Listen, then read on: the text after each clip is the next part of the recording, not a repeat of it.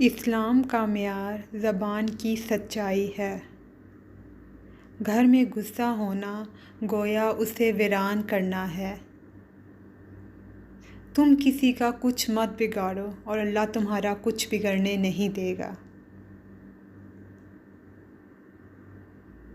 تکلیف میں ہمیشہ صبر سے کام لیا کرو، کیونکہ سونے کو آگ سے آزمایا جاتا ہے اور مومن کو تکلیف سے۔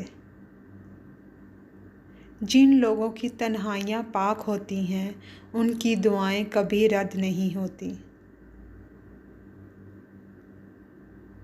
یاد رکھنا، غصے کی حالت میں کوئی فیصلہ مت کرنا اور خوشی کی حالت میں کوئی وعدہ مت کرنا۔